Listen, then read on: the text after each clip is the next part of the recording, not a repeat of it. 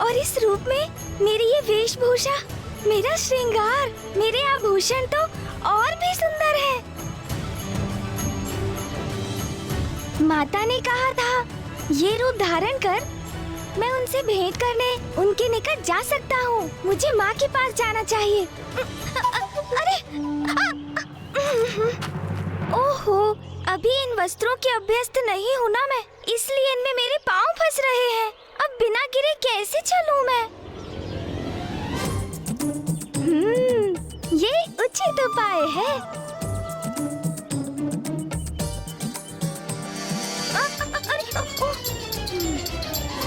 ओहो, फिर लड़खड़ा गई मैं। इसे थोड़ा और ऊपर पकड़कर चलती हूँ।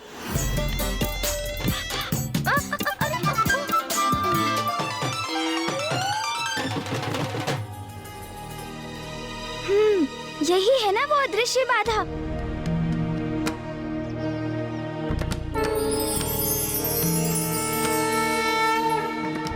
अब तो उसे पार कर आगे बढ़ने में मुझे तनिक भी कठिनाई नहीं।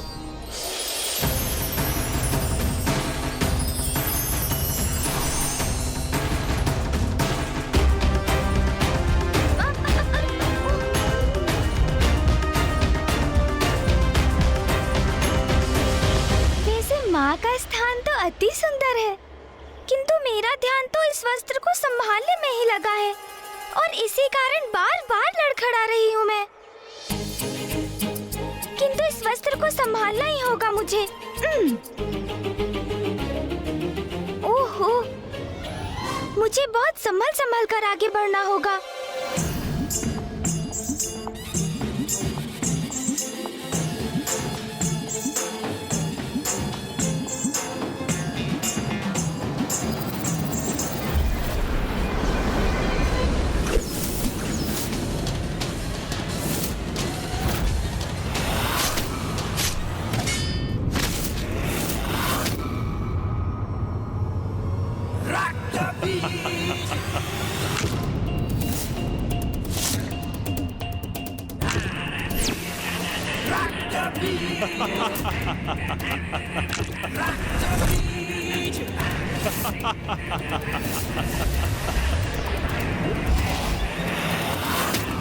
ये क्या? इसके रक्त से इसके अनेकों प्रतिरूप उत्पन्न हो गए।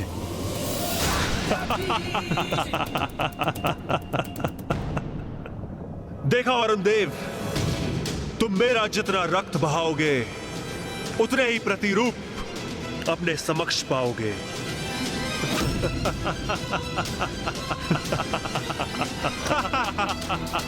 जाओ मेरे सैनिकों, इस देवता को धूल दूषित करो।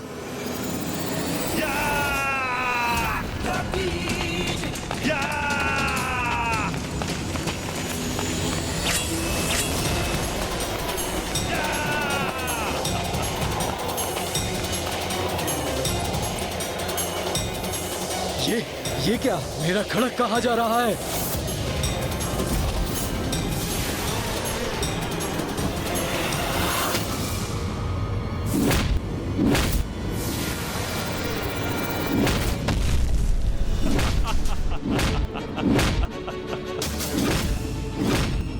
ये तो धूम्रलोचन के सैनिक में परिवर्तित हो गए।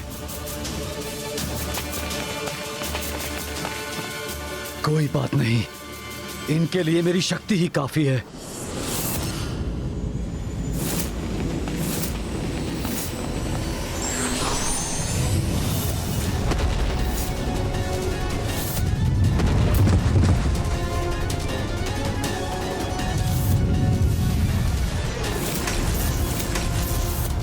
दुष्टासुर, तुम कुछ भी कर लो, किंतु तुम्हारी ये कपट योजना अब मैं सफल नहीं होने दूंगा। अब मैं अपनी अन्य दिव्य शक्तियों से तुम्हें भस्म करूंगा। कब तक रोक पाओगे हमें देवताओं? स्वर्ग लोक तो हम लेकर ही रहेंगे, बस कुछ ही क्षणों की बात है।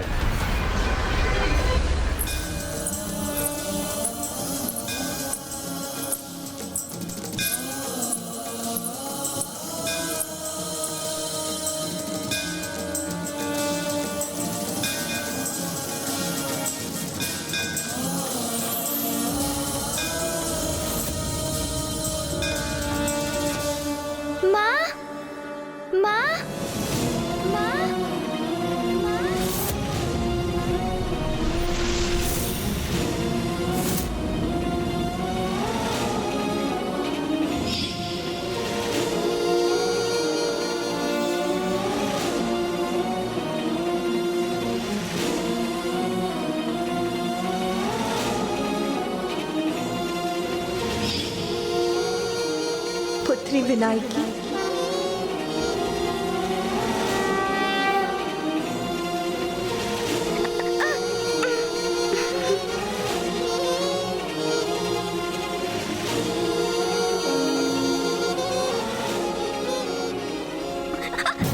पुत्री, पुत्री गिरना मत।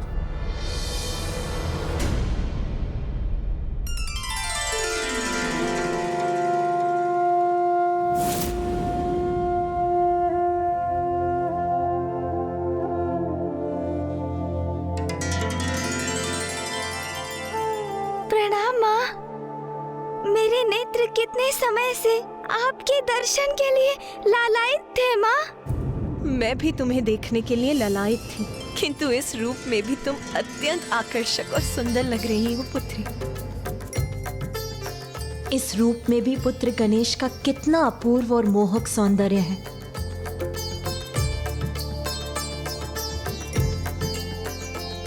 किंतु इसने साड़ी को ऐसे क्यों पकड़ा हुआ है?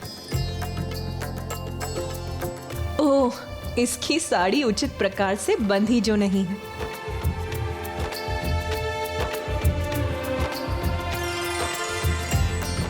बुद्धि का देवता मेरा पुत्र विघ्नहर्ता है, प्रथम पूज्य है, किंतु साड़ी धारण करना वो तो अभ्यास से ही आता है। आप मुझे देखकर हंसी क्यों माँ?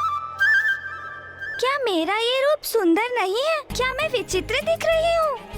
नहीं नहीं पुत्री, तुम्हारी सुंदरता तो अद्भुत है, किंतु ये अंग वस्त्र ये उचित प्रकार से नहीं बंधी। देखो, ऐसे धारण करते हैं इसे।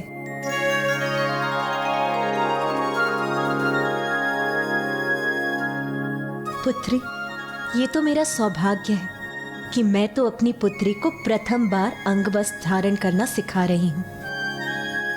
ये पल एक माँ और पुत्री के जीवन का सबसे अमूल्य पल होता है।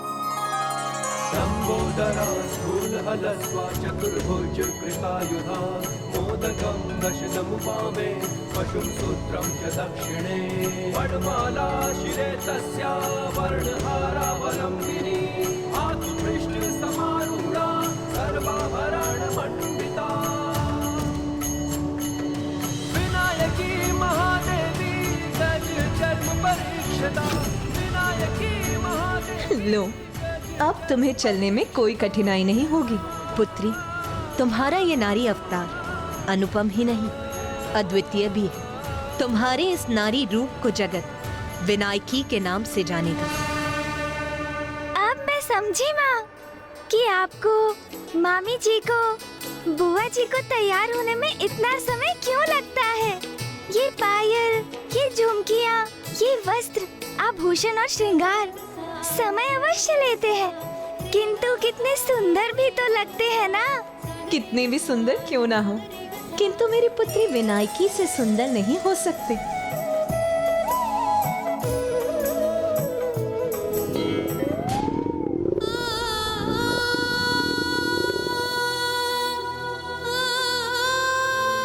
अब तो मेरे मुख में भोजन का एक भी ग्रास तभी प्रवेश करेगा जब स्वयं माँ अपने हाथों से मुझे खिलाएंगी। मेरी पुत्री अभी भी भूखी है।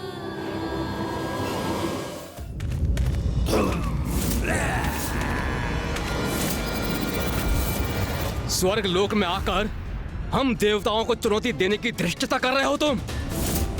कदाचित हम देवताओं की दिव्य शक्तियों से परिचित नहीं हो तुम। मात्र धृष्टता नहीं अग्निदेव, तुम्हारे स्वर्ग लोक में तुम्हें ही पराजित करेंगे हम।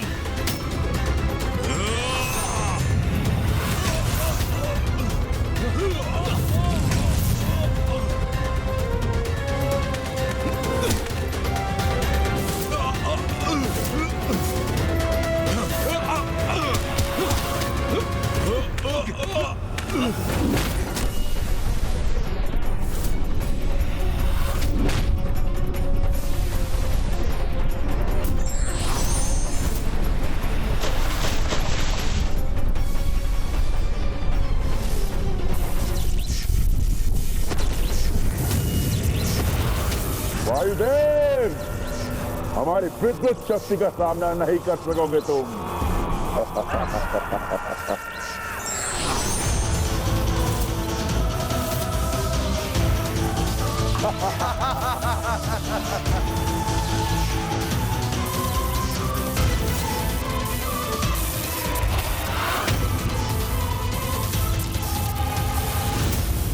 अब मैं निशस्त्र हो गया हूं, किंतु इनका सामना तो तब भी करूंगा मैं।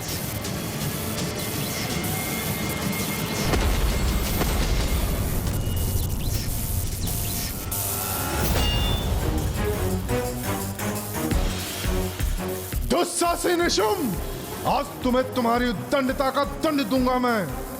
मेरे प्रचंड बल और मेरे तेज का सामना नहीं कर पाओगे तुम।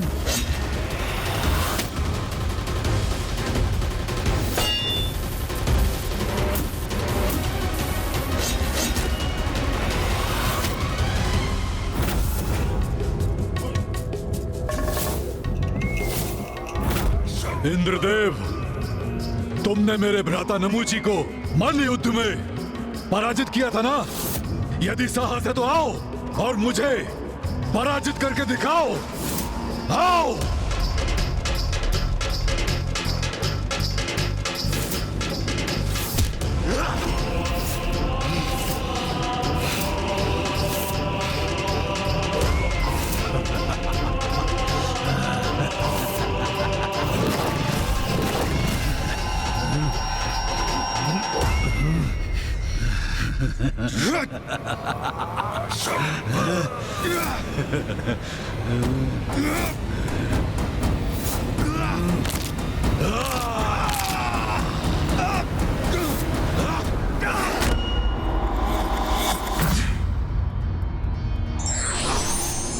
पार्वती के मन में ये कैसा हट कर लिया था तुमने पुत्री?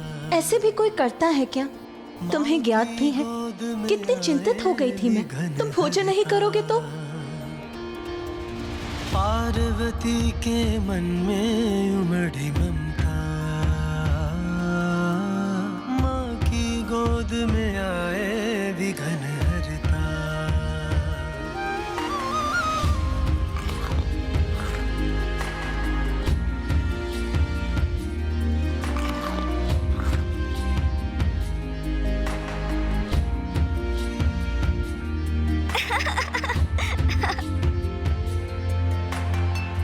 क्या हुआ पुत्री? तुम हंस क्यों रही हो? माँ, अब तो मैं पूर्ण रूप से तृप्त हो गया। मेरा अर्थ है तृप्त हो गई। और आपकी स्नेहपूर्ण उलाहना भी मुझे प्राप्त हो गई। मेरी इच्छा तो यही है कि ये हमारे स्वर्णिम और आनंददायक पल इसी प्रकार निरंतर चलते रहे। किंतु मुझे माँ को शीघ्र वो सब कुछ असुरों के बढ़ते साम्राज्य और उनके अत्याचारों के बारे में बताना ही होगा। शुंभ निशुंभ अवश्य संसार में अपना वर्चस्व बढ़ाने की अपनी कुटिल योजना बना रहे होंगे।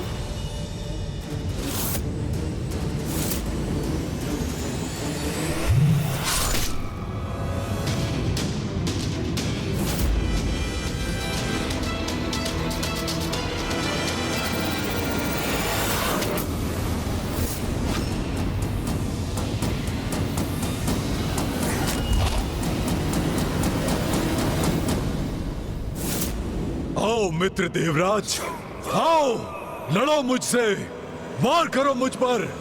आओ।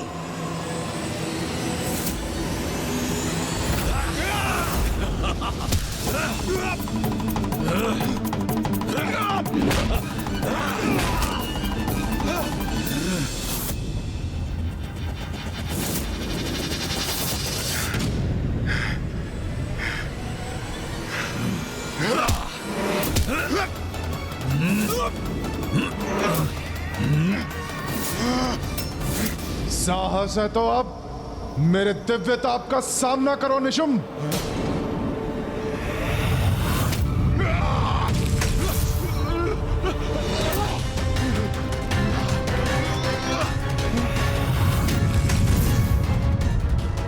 मेरा क्रोध जागृत करके तुमने बहुत बड़ा संकट उत्पन्न कर लिया है निशुम्भ। अब मेरा तेज ही मेरा शस्त्र बनकर तुम्हें पराजित करेगा।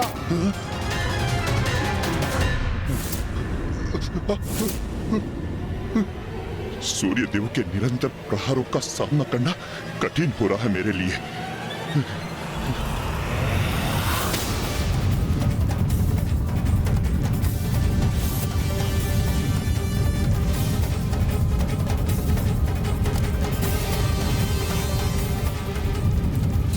इसके बढ़ते तेज से मेरे नेत्र चौंधिया रहे हैं।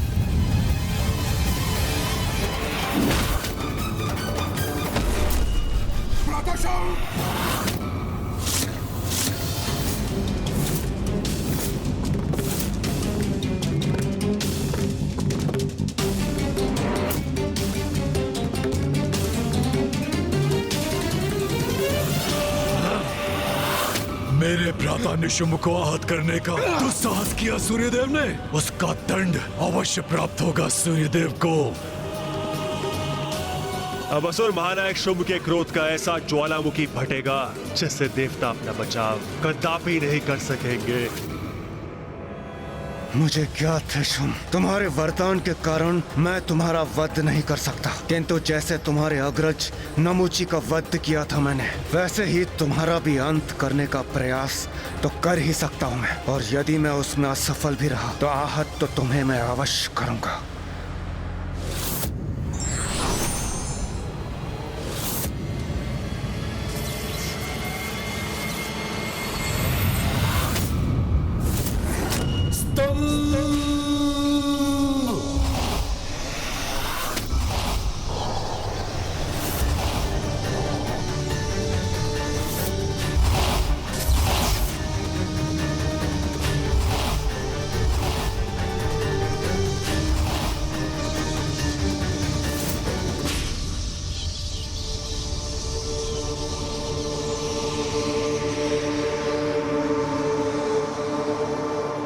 भ्राता निशुंभ, मुक्त हो जाओ।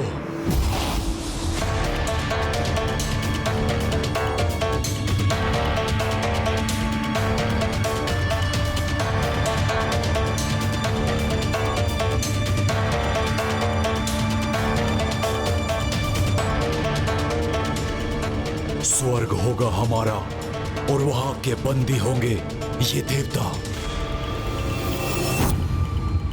जो घट चुका है और जो घटित हो रहा है मुझे भली भांति ज्ञात है पुत्री। क्या आपको सब कुछ ज्ञात है माँ? हाँ पुत्री, शुंभ निशुंभ कैसा आतंक फैला रहे हैं वो मुझसे छिपा नहीं है। माँ, मैं और भैया यही समाचार आप तक पहुँचाने के लिए आपको ढूंढ रहे थे, क्योंकि हमारे अनुसार वो दोनों दुष्ट शुंभ और निशुंभ अवश्य स्वर्ग पर अपना अधिकार स्थापित करने के लिए किसी कुटिल योजना का निर्माण करेंगे और जिसे आप ही रोक सकती है माँ। इसलिए माँ, अब तो आप मेरे साथ लौट चलिए ना।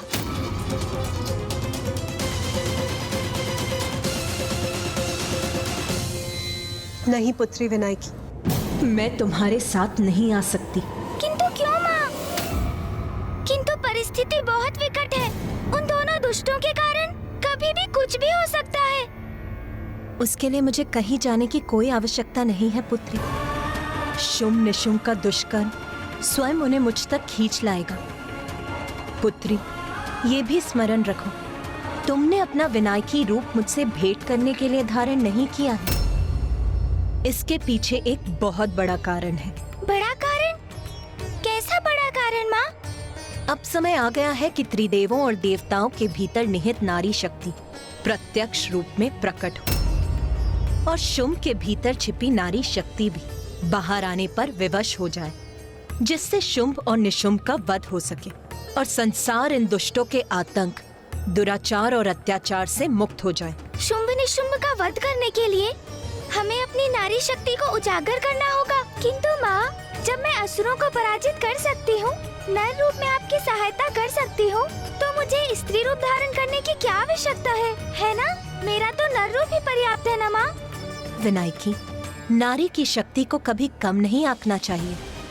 माँ के रूप में नारी एक कोमल हृदय, जनदायिनी, पालनहार होती है, तो दुष्टता की अति होने पर नारी अपने उग्र और कठोर रूप में दुष्टों का संहार करने में भी सक्षम होती है। किंतु माता, मैं अन्य देवताओं को कैसे विश्वास दिलाऊंगी कि उन्हें भी अपना नारी रूप धारण करना होगा? ये उत्तरदायित्व तो अब तुम्हारा है विनायक। अपने समान अन्य देवताओं में भी नारी शक्ति को जागृत करो और शुम निशुम को मुझ तक आने को विवश करो, जिससे मैं उन्हें नारीत्व का उचित अर्थ बता सकूं और नारी के प्रति उसके किए अत्याचारों के लिए दंड दे सकूं। मुझे ज्ञात है कि माँ मुझे क्या करने के लिए निर्देशित कर रही है, किंतु मैं उस कार्य को पूर्ण करूँगी कैसे?